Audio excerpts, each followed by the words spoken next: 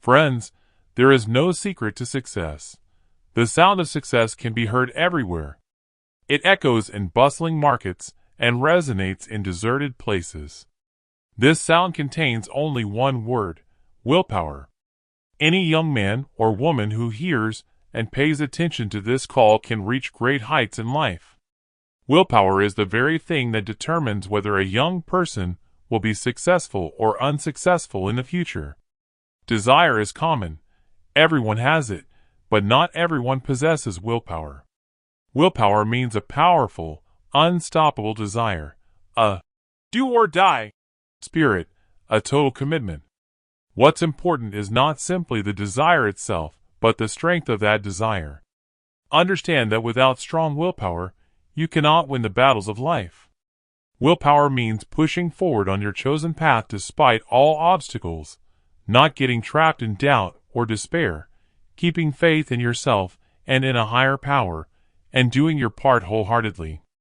It means making the sacrifices needed to reach your goal. The bigger the goal, the stronger the willpower must be. Those with weak willpower rarely reach high levels of success. So, if you aim to reach great heights, you must strengthen your willpower, or what is commonly known as willpower. True willpower means complete dedication, firm resolve, unwavering courage, and genuine passion. For 50 years, authors and mentors across the world have been delivering a simple message to young people everywhere. Your future stands before you like a massive block of stone, and you can shape it however you wish. No external force, neither genetics nor environment nor any other imposed limitations, can stop you from achieving success, as long as you have a firm will and an inspiring resolve, with a sound mind and body. As we've seen, determination and willpower are closely related concepts. Determination is like an arrow that always hits the target in every area of life. It's the mountain that makes obstacles crash and fall away without causing harm. I have always tried to engrave this unshakable truth in young minds. When they take firm resolutions, hand over their lives to willpower and say, "Move forward," they naturally move toward success. Success must be earned. On the other hand, a lack of willpower is the most convenient weapon in the arsenal of failure. The most disappointing thing in the world is a person who believes that success is a door, and that if they wander around it long enough, they'll eventually find a way in. Some young people hope that success will just drop into their lap, that a wealthy person will adopt them, or a wealthy young woman will propose to them. Others imagine that if they go fishing, the fish will just jump into their boat at lunchtime. They see life as a series of miracles, wasting time, never learning skills, and sitting idle, expecting the world to do something for them. But the truth is, why would the world do anything for a person who hasn't accomplished anything or developed any skills? In this life, a person is rewarded based on what they give. Every person must contribute to earn their place. In other words, success doesn't come to inactive or lazy individuals. It belongs to those who work tirelessly, continuously building their value by learning new skills. Friends, remember, in this world, there is no such thing as inactive success. Just as there's no such thing as a free lunch, as they say. Once upon a time, there was a king who was curious to discover the most reliable secret of success. He instructed the wisest men in his kingdom to find the secret to becoming successful. The king told them, "I am giving you 10 years to find the answer." After 10 years of deep study, the wise men returned with stacks of thick registers filled with all kinds of wisdom. The king said, No, I don't want such a complex answer to the secret of success. I want a simple and short answer." So, he gave them 1 more year to summarize it concisely. In a single register, the king revealed the secret of success. Praising the scholars, he said, "You have done an excellent job and made it quite simple, but it is still a bit long. I want you to simplify and shorten it even more, and I am giving you 6 more months to complete this task." Finally, after 6 months, The wise scholars came back and placed a single piece of paper before the king, on which only one line was written. Nothing in this world comes for free. Reading this, the king was very pleased and congratulated the scholars, saying, "This is exactly what I needed. This is the true secret of success." This story teaches us that if we want to be successful, success will not simply fall into our laps. We must work for it. We must put in continuous effort, make sacrifices, conquer temptations, overcome obstacles, and keep our eyes firmly on our goals. If you are not willing to work hard and make sacrifices, then success will remain out of reach. Nothing in this world is free. If you want to be successful, you must be prepared to pay the price, and that price is hard work and sacrifice. No matter who you are or what you do, the crown of success will adorn your head only once you have fully paid this price. The world operates on the law of demand and supply. Whenever a young person tells me that if it were up to them, they would want to become a lawyer, engineer, or something else, I always reply, "You can become whatever you set your mind to, as long as there is a demand for it 10 years from now." The world runs on the law of demand and supply. If you have a skill that no one needs, it means there is no demand for it. Therefore, before setting a goal, you should consider the laws of demand and supply. Every ambitious young person should think carefully about this. Invest in yourself or your money in something that is truly in demand, or that leverages your unique talents and skills in ways that people genuinely need. This should be done as early in life as possible, as it will give you more time to prepare. These days, young people often finish their studies and then realize that the field they studied doesn't interest them or now seems dull.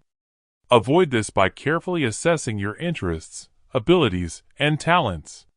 Ask your parents, your teachers, and well-wishers for guidance on which field aligns best with your unique skills and strengths. Even if this self-exploration takes a month or two, it's worth the effort because once you have a clear goal, you can study, observe, and prepare accordingly in that direction. Most of the things that young people learn in school or college can be learned just as well outside of school. Almost anyone can become wealthy in America, and not just in America. This is true for any free country.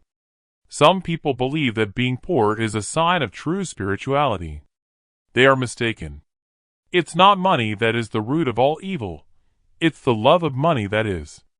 Money is like a knife. How you use it depends on you. With money, you can do a great deal to help humanity, perform charity, and support those in need.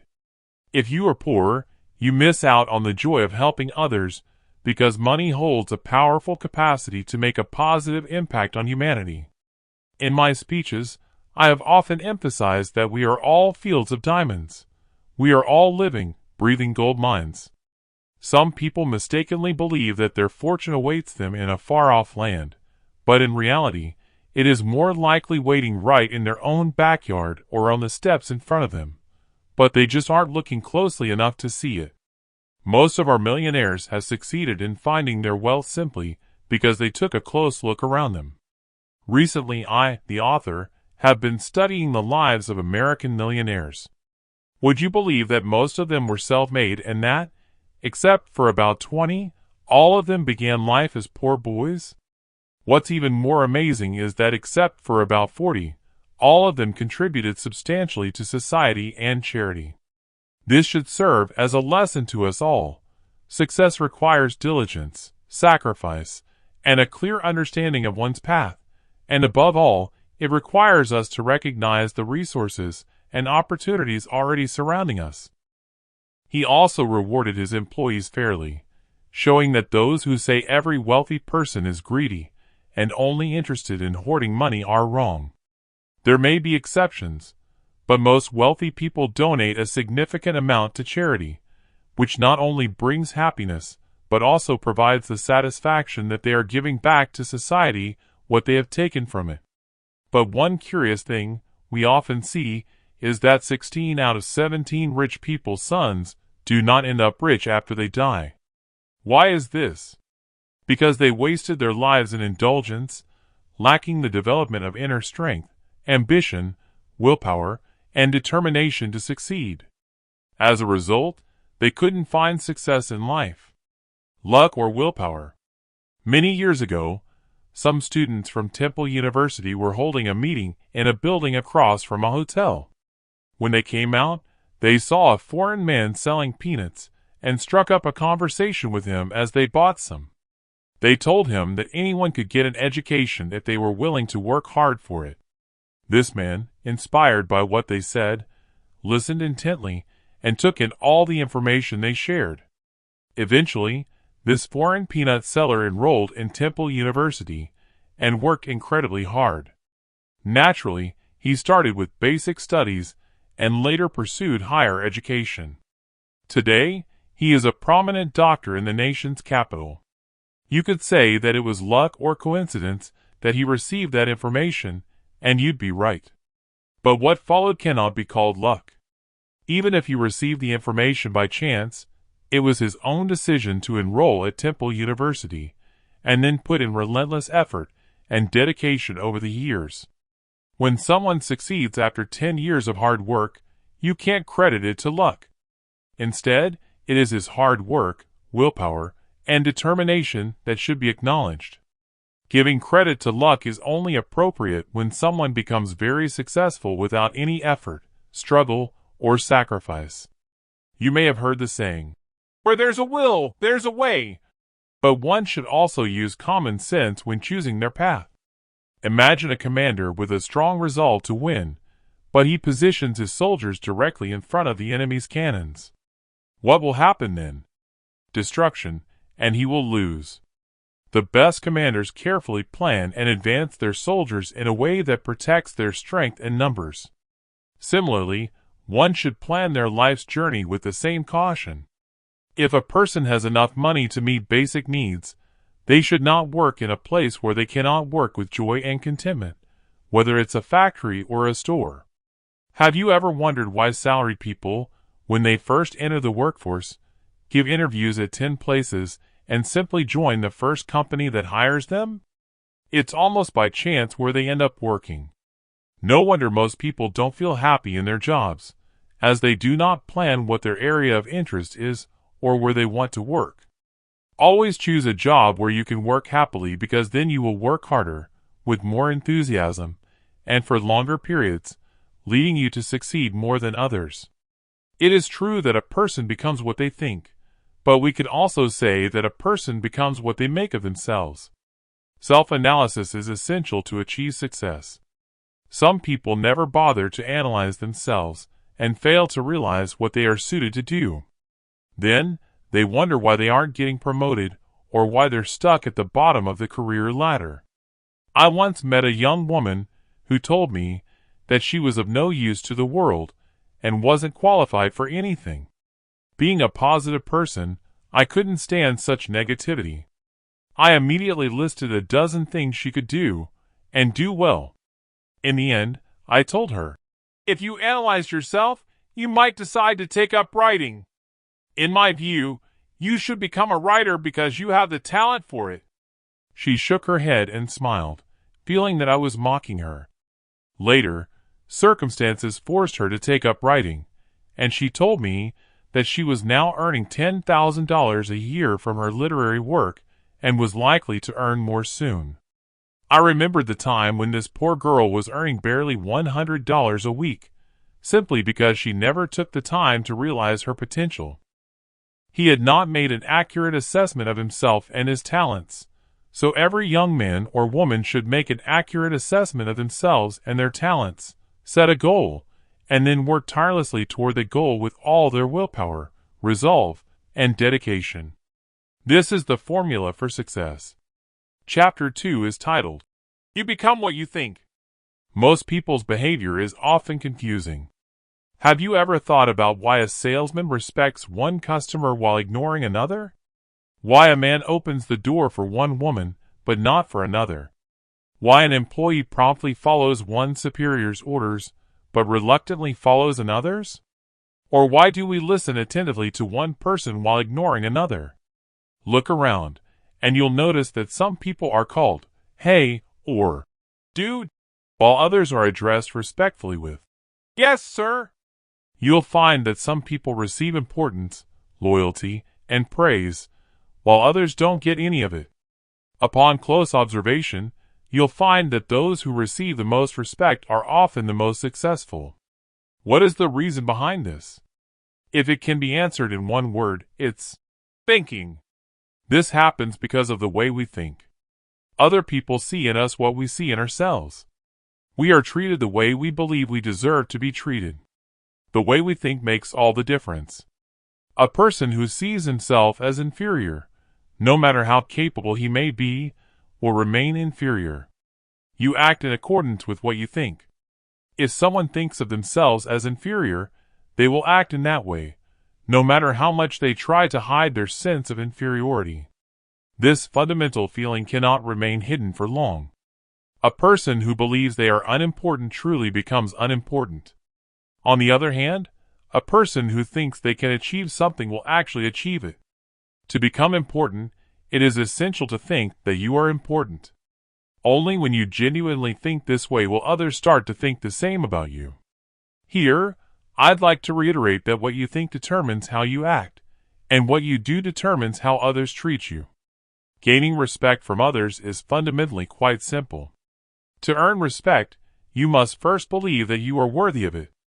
The amount of respect you think you deserve is the amount of respect you will receive from others. Try testing this principle for yourself. Do you have respect in your heart for a poor and unsuccessful person? Absolutely not. Why? Because that poor and unsuccessful person does not respect themselves. Lacking self-respect, they ruin their own life. Self-respect is evident in every action, so we must pay attention to how we can enhance our self-respect and gain respect from others. Looking important helps you feel important. Remember that your appearance speaks volumes about you. How you look forms the impression others have of you. Make sure that your outward appearance creates a positive image.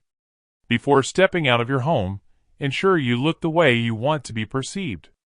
A powerful advertisement once read, "Dress properly. Without it, nothing works." This ad was sponsored by the American Institute of Men's and Boys' Clothing. This message should be posted in every office restroom, bedroom, and classroom. In another ad, a policeman says, "You can tell a mischievous child by his appearance." Although this may not be entirely fair, it often holds true. People form opinions about children based on their appearance, and once an opinion is formed, it's challenging to change it. Look at your child through the eyes of their teacher or your neighbors. Does their appearance give a wrong impression? Are you confident that they look and dress appropriately and behave well everywhere they go? While this ad was about children, it can also apply to adults. Just change a few words. Replace neighbors with colleagues, teachers with superiors, and replace him with yourself. Now it reads, "Look at yourself through the eyes of your superiors and colleagues." It doesn't cost much to stay neat and clean. This slogan can teach us that dressing appropriately enhances the impression you make on others. Remember, wearing good attire always benefits you. It helps you look significant, which in turn helps you think significantly. Use your clothes as a tool to boost your confidence. Our psychology professor used to advise us the day before an important exam. Dress well, wear a new tie, press your suit, polish your shoes, and look your best, because you need to perform your best. His psychology was entirely correct. Don't misunderstand. The way you look on the outside can deeply influence how you feel and think on the inside. All children go through a stage called head stage, meaning they mimic the character they want to become by wearing the character's hat. I vividly remember a hat incident with my son, Davy. One day, he insisted on becoming the Lone Ranger. However, he didn't have the Lone Ranger's hat. I tried to convince him to wear another hat and pretend, but he protested, saying, "But Dad, I can't think like the Lone Ranger without the Lone Ranger hat." In the end, I gave in and got him the hat he wanted, and once he wore it, he truly became the Lone Ranger. This incident often comes to mind, reminding me how our outer appearance affects our mindset. Anyone who has served in the military knows that a person truly feels like a soldier only when wearing the uniform. Similarly, a woman feels ready to attend a party when she's dressed in her party attire. And if someone dresses like an executive, they start thinking and acting like one. A salesman explained this concept to me once. I can't feel affluent until I believe I look like it. Your attire speaks to you, but it also speaks to others. It influences how others perceive you. Ideally, it's nice to think people should focus on one's intelligence, not their clothing. But don't be fooled. People judge you based on your outer appearance, which forms their initial impression. And that first impression often becomes a lasting one. One day at a supermarket, I noticed 2 tables with grapes. The first table displayed grapes priced at 15 cents per pound, while the second had identical grapes but packed in plastic bags, priced at 35 cents per 2 pounds. When I asked the young man weighing the grapes about the difference, he replied, "It's the plastic cover." The plastic-packed grapes sold twice as much as the regular ones because they looked more appealing. Next time you sell yourself, remember this grape example. With good packaging, you'll present yourself better and can command a higher price. This lesson teaches us that better packaging attracts people. Tomorrow, observe those who command the most respect in restaurants, buses, crowded lobbies, stores, and offices.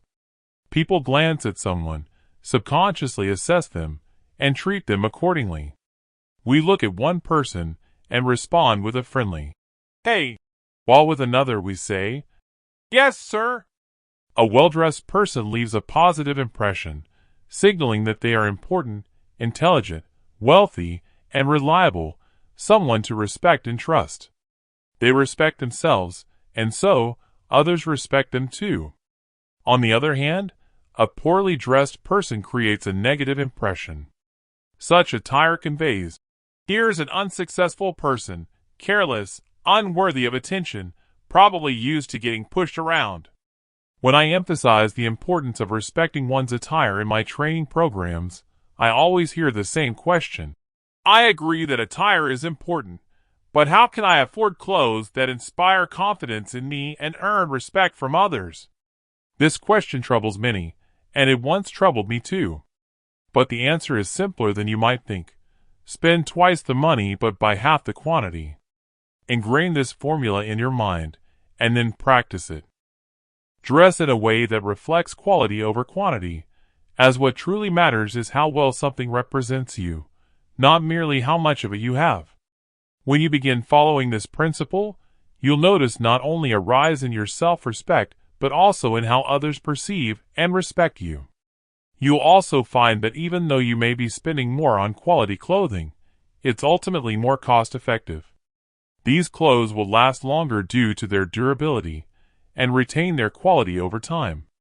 Higher quality items tend to stay in style longer, so you'll find them fashionably relevant for an extended period.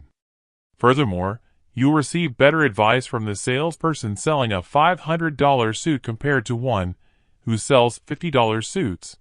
They'll be more likely to help you find the right choice.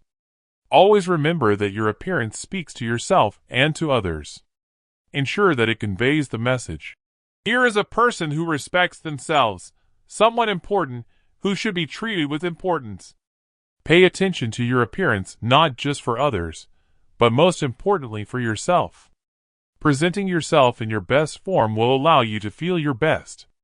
You are what you believe yourself to be. If your clothing makes you feel inadequate, then you will indeed feel inadequate. If you believe you are small, then you'll behave as such. Strive to look your best, as it will enable you to feel your best and perform at your best. Chapter 3 highlights the importance of avoiding the unfortunate tendency toward procrastination or laziness, a habit that many people suffer from. It often seems that they are waiting for some perfect opportunity to jump into the battles of life. Some people wait for opportunities to stand right in front of them, tapping them on the shoulder as if to say, "Here I am." But as everyone knows, opportunities rarely work this way.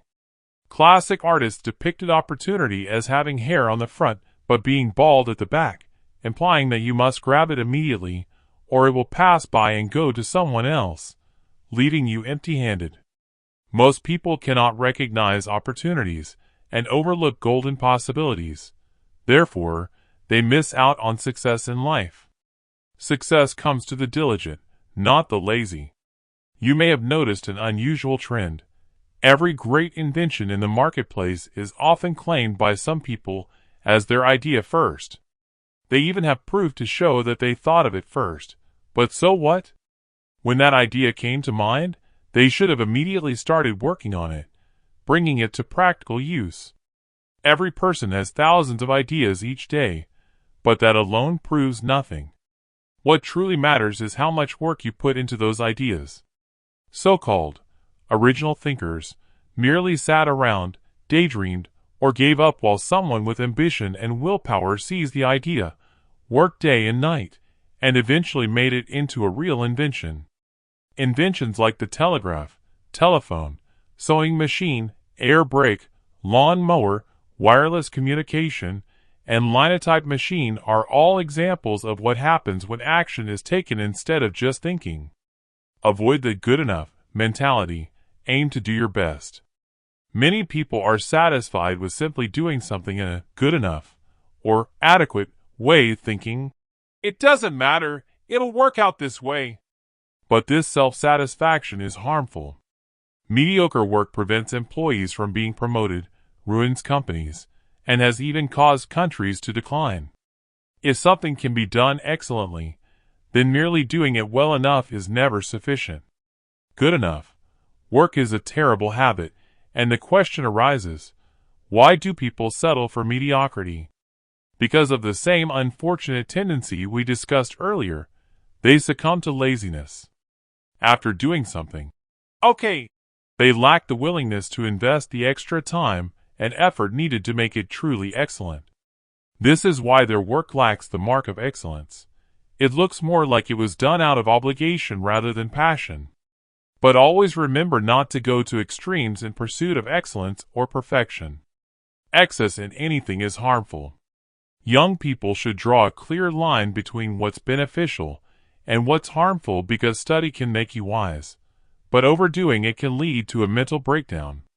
Similarly, exercise improves health in the right amounts, but excessive exercise can become detrimental. A righteous person can be wholly impure, but if it goes to extremes, it can also turn into mental illness or obsession. That's why many people were there looking for a job, and the sounds of a telegraph could also be heard from inside. The receptionist told all applicants to wait until they were called from the office inside. After a few minutes, a young man stood up and walked through the door into the inner office. Shortly after, the manager informed all the applicants that he had given the job to that young man. The other applicants asked how he had given him the job without interviewing anyone. The manager replied, "Look, while you all were sitting here, the telegraph was beeping in Morse code with a message. If you understand this message, come straight in. The job is yours." None of you either heard those sounds, understood them, or paid attention to them. This young man heard and understood those sounds, so he got the job. When pursuing success, one other thing is very important: the wise use of idle time or moments of waiting. What do you do while waiting for food, a train, or people? How do you use that time? I believe that if ordinary people use these waiting periods wisely, instead of just whistling or snapping their fingers, they will quickly gain enough knowledge to advance their lives on the path of progress. I went to the U.S. Senate and asked every senator how they acquired their early education. I found out that many of them had made the right use of their waiting moments. Charles Sumner, a university graduate, told me he learned as much from books he read outside of college as from those he read inside. General Burnside said that in the shop where he worked, he always kept a book close by and would read it whenever he had free time. Respect time because you get a limited amount of it in life. Once time passes, it never returns, especially youth. Youth is an age where one either makes or breaks their life, so make good use of this time to avoid bad habits and achieve progress in life. Chapter number 4 is, there is tremendous power in determination. Determination means belief in success. You don't doubt for even a moment that you won't accomplish something. You have full faith in your ability and in God, which ultimately makes you successful. Faith is a great thing, as you can see in this story. A priest lived in a village, and a milkmaid from another village would bring milk to him every morning. The milkmaid would cross the river by boat, so when the boatman was late, she would sometimes arrive late with the milk. One day, the priest jokingly told her, "People cross the river Vedarani by taking God's name, and you can't cross this little river by walking?" After that, the milkmaid was never late. The priest asked her why she was no longer late. The innocent milkmaid replied, "As you told me, I now cross the river by taking God's name without waiting for the boatman." The priest then asked her to show him how she crossed the river by walking on water. The milkmaid began walking on water while taking God's name, and the priest was astonished. He thought, if this simple milkmaid can walk on water, why can't he do it too? After all, he was a devoted follower of God. However, before attempting to cross, he rolled up his clothes to avoid getting them wet. Seeing this, the milkmaid said, "Priest, what are you doing? You're taking God's name, but you're worried about your clothes getting wet. That means you don't have faith in God." She was right. When the priest tried walking on water, he almost drowned. In other words, miracles happen only with complete faith. There should be no doubt or fear in your mind. If you have faith, you can do anything. That's why it is said that miracles happen through faith. Taking a vow takes only a moment, but that single moment can change your entire life. Chapter number 5 is, recognize your true strength. Many years ago, in a small town in western Massachusetts, a young man worked as a cashier at a savings bank. He was irritable and would get anxious over small matters. One day, several major factories shut down, and corporations to which the bank had lent money issued bankruptcy notices. The bank's president was in Europe at the time, so the cashier could not receive immediate guidance. The only reassuring thing was that people did not know. It was because of this that the bank's financial condition was in a poor state. While the people may not have known, the cashier was well aware of the situation, and he was very frightened. The sense of danger made him panic because if all the people in the town came to withdraw their money at once, he wouldn't have enough cash. He stayed awake all night, overwhelmed by this worry. The next morning, when he entered the bank, he was anxious, fearing that people might have found out about the bank's dire condition. He was weak and discouraged, and his usual demeanor was not the same. Like any other day, an old farmer came to the bank to withdraw some money. However, due to the cashier's mental state, he didn't respond to the farmer's usual greeting. His face was pale, his eyes were red, and his behavior was irritable. He counted the money and almost tossed it at the farmer. The old farmer carefully counted the money and then said to the cashier, "What's the matter? Is your bank about to go bankrupt? Why are you so irritable today?" When the farmer left the bank, the young cashier realized that his behavior was revealing what he was desperately trying to hide. It was showing exactly what he feared the most. To pull himself together, he began pacing the bank. He struggled with himself and decided he would act cheerful and brave, appearing strong. He forced himself to smile and began laughing at his own foolish behavior. When the next customer arrived, the cashier greeted them with a warm, cheerful attitude. By the afternoon, he had made up his mind that he would never again sink into despair. Around noon, the daily Boston newspaper arrived in the town, and it carried the news that the bank might go under.